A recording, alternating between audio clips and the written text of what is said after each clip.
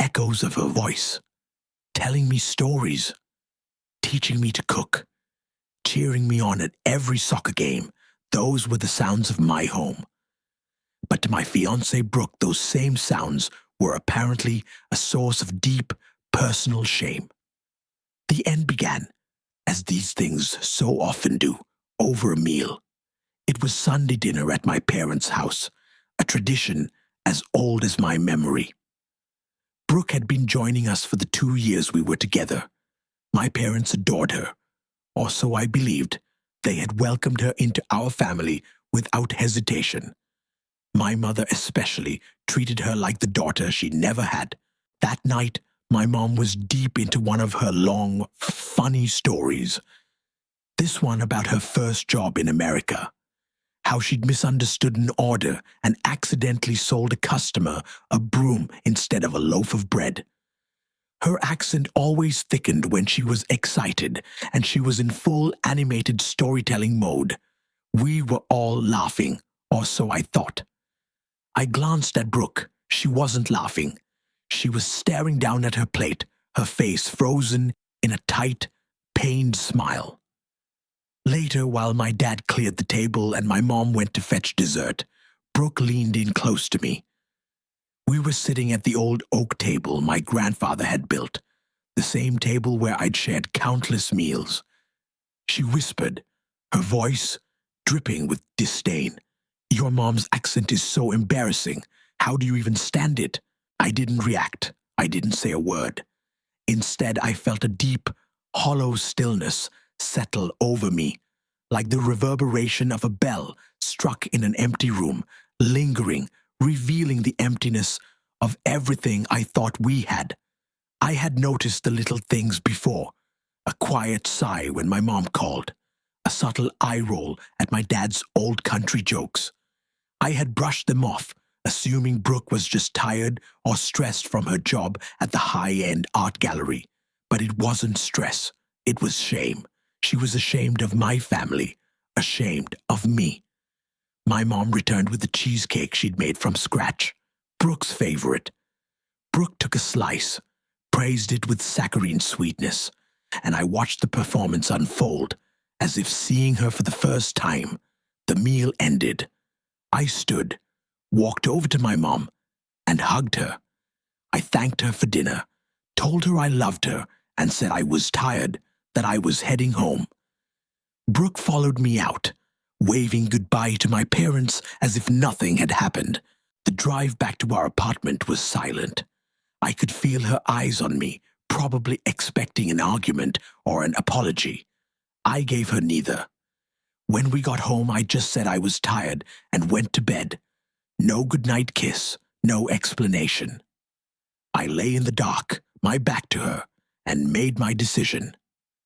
The next morning I woke before dawn. I dressed quietly, went into the living room, and took the engagement ring from the little dish on the mantel where Brooke kept it when she slept. It was a beautiful vintage piece, one I'd spent months searching for. I drove across town to my parents' house, let myself in with my old key, and walked into the dining room. I placed the ring on the oak table, right where Brooke had leaned in and insulted my mother. Then I went back to the apartment to wait. Brooke walked into the kitchen around 8 a.m., looking refreshed. "Good morning," she said, as if it were any other day. "Are you still in a mood?" "I'm not in a mood," I said. "I just dropped your ring off at my mom's house."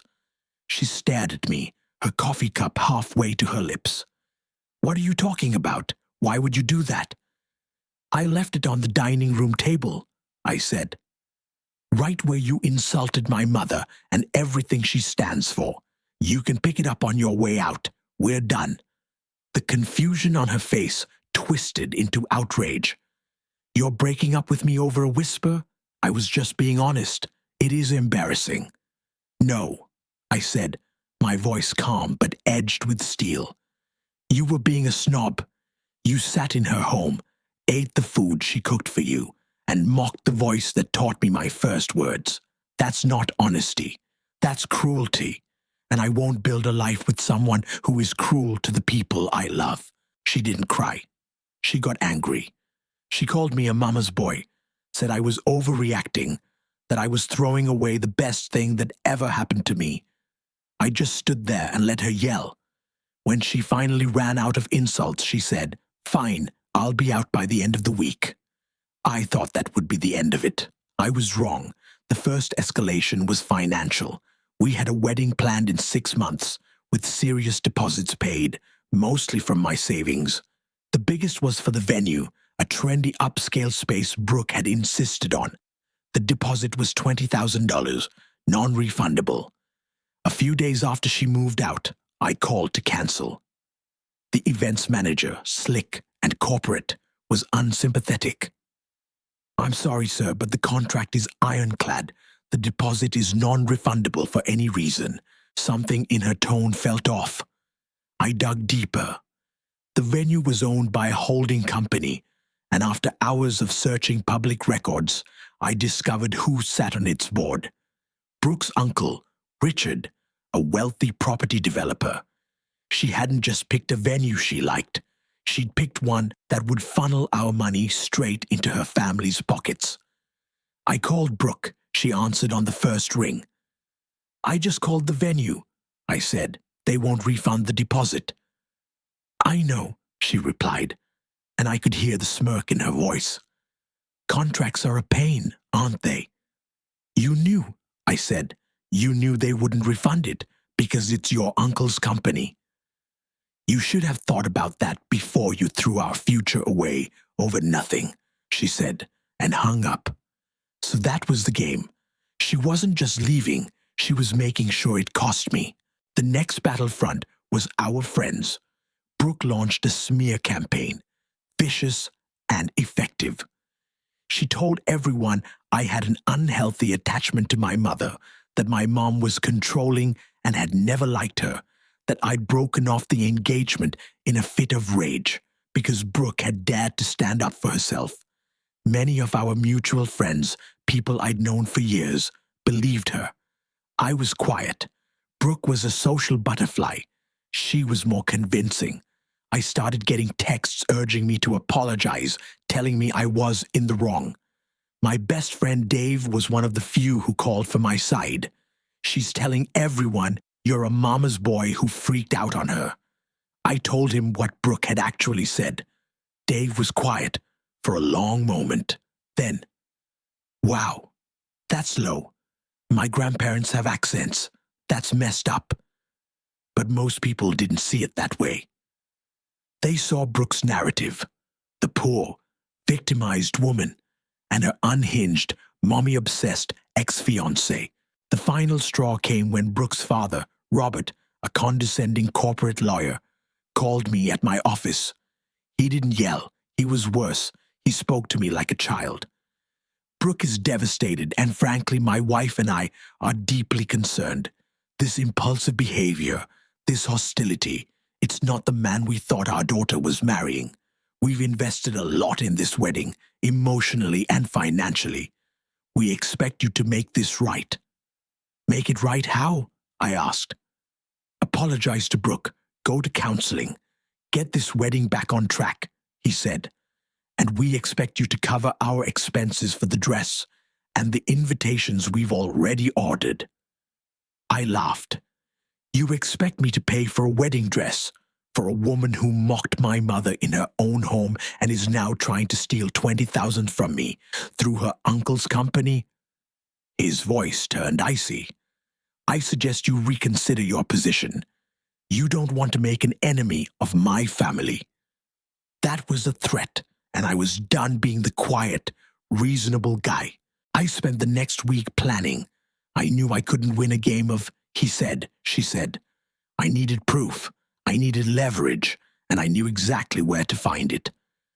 Brooke had a younger sister, Chloe, the black sheep of the family. An artist, a free spirit. She'd never bought into her family's snobbish, materialistic world. We'd always gotten along. I took a chance and met her for coffee. I laid out the whole story, the insult, the ring, the venue deposit, The smear campaign, her father's threat. Chloe just shook her head. I'm not surprised, she said. Brooke has always been like this. She's a user. My parents taught her how to be one. They see people as assets. You were a good, stable asset until you weren't. Then she told me something that changed everything. The art gallery Brooke worked at, the one she was so proud of, was in serious financial trouble. The owner, an old family friend, was secretly looking for a buyer. Brooke's plan, confided in Chloe, was to use the money from our wedding, the gifts from our guests, and the startup fund she expected from my parents to buy a stake in the gallery and become a partner. Her entire future depended on our wedding. And the $20,000 deposit she was trying to keep wasn't just spite. It was seed money for her new life. A life that didn't include me. She's telling everyone at the gallery that you two are still on track, Chloe said. She's already negotiating her partnership deal, acting like the money is a sure thing. I had my leverage. The next day, my lawyer drafted a letter to the gallery owner. It was simple. I, as the primary financier of the wedding, had cancelled the event. There would be no wedding gifts, no startup fund from my family. Any business agreements made with Brooke under the assumption of these funds were based on fraudulent misrepresentation. My lawyer also included a note mentioning my awareness of the gallery's financial difficulties and my personal interest in investing in the local art scene. I didn't send the letter, not yet. First, I called Brooke. We need to talk, I said, about the $20,000. She was smug. There's nothing to talk about. It's non-refundable. Here's my offer, I said. You tell your uncle to refund my deposit in full by the end of the week. In exchange, I won't send the letter I've prepared for your boss at the gallery, explaining that the wedding is off and the money you've promised him doesn't exist. The silence on the other end was the most satisfying sound I'd ever heard. You wouldn't, she whispered. You insulted my mother in her own home, I said. You tried to steal $20,000 from me. Your dad threatened me. Your friends slandered me. You've misunderstood the kind of man I am. Try me. 2 days later, the full $20,000 was wired back into my account. I thought that would be the end, but Robert wasn't a man who liked to lose.